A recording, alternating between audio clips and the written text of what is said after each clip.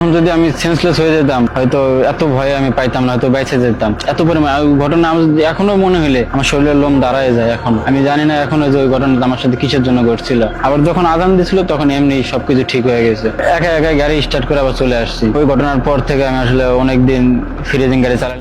এই ঘটনাটা ঘটছে আমার সাথে 3 বছর আগে। এই ঘটনাটা এখনো মনে হইলে আমার শরীরটা এখনো শিউরে ওঠে। আমি বাড্ডা থেকে একটা হিন্দু ডেড বডি নিয়ে গেছিলাম নেত্রকোনা মোহনগঞ্জে হাওরের ভিতরে। সময়টা ছিল বর্ষাকাল, তখন পুরাটাই অনেক বৃষ্টি হইতেছিল। যখন লাশ নিয়ে গেছি তখনও বৃষ্টি থেমে থেমে বৃষ্টি হইতেছিল।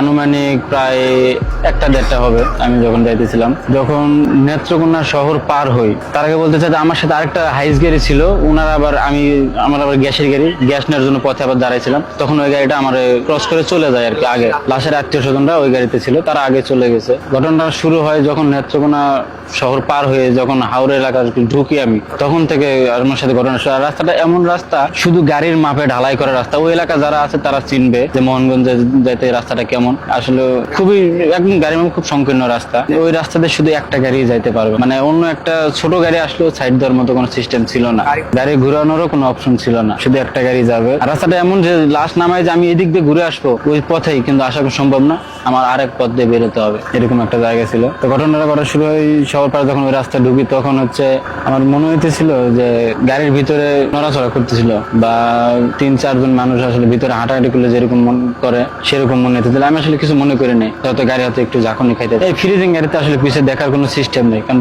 পিছনে তো লক করা, কেবিন আলাদা, ওটা কোনো কেয়ারই করে নাই। তারপর যাই নামাইতে প্রায় ওরকম প্রায় 2টা-3টার মতো বেজে যায় যখন ওনাদের বাসায় যায়। খুব ধীরে ধীরে যাইতেছিলাম বর্ষাকাল। যখন নামায় তখনও কিছু না, শ্মশানে হচ্ছে ওনারা সবকিছু রেডি করে রাখছিল, শুধু আমাদের লাশের জন্য অপেক্ষা আছে। যাওয়ার সাথে সাথে ওনারা লাশটা পোড়াই দিবে, সবকিছু ওনারা রেডি করে রাখছিল। মানে ডাইরেক্ট শ্মশানে গেছিলাম, ওনাদের বাড়ির পাশেই আসলে ওনার আবার নদীও যাচ্ছিল, নদীর পারে ওনাদের হচ্ছে শ্মশানটা। লাশটা নামায়া তখন তো বললাম যে এই রাস্তাতে আসার কোনো সম্ভব না, আরেকটা রাস্তা দিয়ে ওনাদের থেকে লোকেশনটা নিলাম, নিয়ে আর ওই গাড়ি হাইস গাড়ি যেটা ছিল ওটা আমার সাথে আর ফেরত আসে নাই, কারণ ওনারা ওইটা লাশ পোড়াইয়া পরের দিন ওই গাড়িতে করে রওনা দিবে। এই জন্য ওই গাড়িটা আমার সাথে আসে না, আর আমার তো থাকা সম্ভব না। তো আমি একা রওনা দেই লাশটা নামাইয়া। যখন লাশটা নামায় রওনা দেই তখন 3:30টার মতো হবে আর কি, আনুমানিক 3:30টার মতো বাজে। ঘটনা শুরু হয় প্রায় 2-3 কিলো যাওয়ার পরেই আমার গাড়িটা অটোমেটিক বন্ধ হয়ে যায়, এমনি রানিং হঠাৎ করে বন্ধ হয়ে যায়। মানে ব্রেক ট্রেক কিচ্ছু না, একদম নর্মাল গাড়ি, আর গাড়িও নতুন গাড়ি, কিন্তু গাড়িতে কোনো সমস্যা থাকার কথা না। হঠাৎ করে একবার বন্ধ হয়ে যায়। গাড়িটা আবার আমি মানে কিছুক্ষণ অপেক্ষা করে গাড়িটা আবার স্টার্ট দিই, এমনি অটোমেটিক স্টার্ট হয়ে যায়। তখন আসলে কিছু মনে করেন, হয়তো কোনো কারণবশত ব্যাটারি বা যে কোনো কারণে হয়তো হতে পারে। সাথে লাশ ভাই গাড়িতে সাথে কেউ থাকে না, ড্রাইভার একজনই থাকতো এগুলা গাড়িতে। তারপর স্টার্ট করে যখন একটু কিছু দূর আগাই মনে হইতেছে যে আমার পাশে কেউ বৈশা আছে। আমার মানে এমন অনুভব মনে হইতেছে যে আমার পাশে কেউ বৈশা আছে। মানে আমি যখন সামনে আবার যখন পাশে তাকাই কেমন অন্যরকম জানি একটা ভয় কাজ করতেছে ভিতরে, আমি নিজেও বুঝতেছি না কেন ভয়। তখন আমার আসলে ওই যখন গাড়ি নড়ছিল ওই ঘটনা রাখলে বারবার মাথায় ঘুরতেছে যে আসলে তখন ওটা কি মনে করলাম। আবার একটু সামনে আগাতে আবার ওইরকম মনে হচ্ছে যে ভিতরে আসলে 4-5 জন মনে হয় নড়তেছে, গাড়ি ঝাঁকড়াইতেছে, কিন্তু আমি অনেক ধীরে ধীরে যাইতেছি, গাড়ি ঝাঁকি।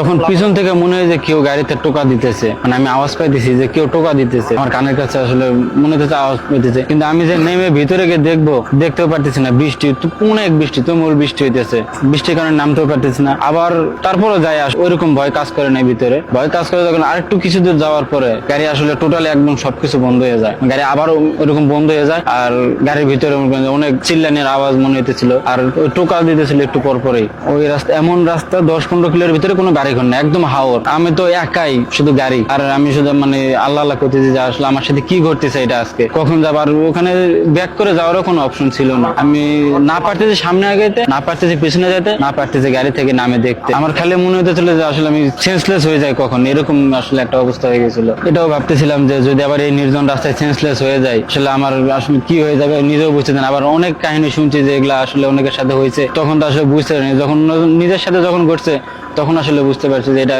কি হইতেছে আমার সাথে। আগে কিছু মনে করি না এগুলা ঘটনা, অনেক ক্লাস টানছি। এত পরিমাণে বৃষ্টি হইতেছিল, তারপরও ঠান্ডা আবহাওয়া, আমার শরীরে মনে হচ্ছে ঘাম বের হইতেছিল, এত পরিমাণ আমি ভয় পেয়ে গেছিলাম যেটা আসলে বলার মতো না। গাড়ি ফজরের আজান দেওয়ার আগ পর্যন্ত আমি ওখানে আটকা ছিলাম। আর মাঝে মাঝে একটু স্মোক করা হয়, কিন্তু আসলে ওই সময়টা আমার কাছে একটা সিগারেটও ছিল না, যেটা বলতে গেলে আর কি। এই কারণে আরো অনেক বেশি ভয় পেলাম যে আগুন থাকলে নাকি ওনারা এসব কাহিনী ঘটে না। আমি ভিতরে বসলাম, কারণ নামতে পারতেছি না, বৃষ্টির কারণে প্রচুর বৃষ্টি হতেছিল আর গাড়ির কোনো কিছু কাজ করতেছিল না। আবার আমার মহাজনরে ফোন দেয় যে এরকম এরকম সমস্যা, উনি অনেক কিছু বললো কিন্তু সবগুলো করে দিচ্ছে, আসলে কোনোভাবে সম্ভব হইতেছে না। কিন্তু ফজরের আজান যখন দেয় অটোমেটিক গাড়িটা এমনি স্টার্ট হয়ে যায়। আর যখন ওরকম হইতেছিল তখন আমার মনে হচ্ছে যে আমার কানের কাছে এত জোরে আওয়াজ ধীরে ধীরে মানে ক্রমশ বাড়তেছিল, মনে হয় যে মাথাও অনেক ব্যথা করতেছিল, তখন মাথা মনে হয় যে ফেটে যাবে এরকম অবস্থা হতেছিল, অনেক ভয় পেয়ে গেছিলাম। এখন খুব নর্মালি বলছি, কিন্তু তখনকার ওই পরিস্থিতিটা আসলে ওই জায়গায় উপস্থিত যে না থাকবে সে আসলে বলে বোঝানো সম্ভব না। তখন যদি আমি সেন্সলেস হয়ে যেতাম হয়তো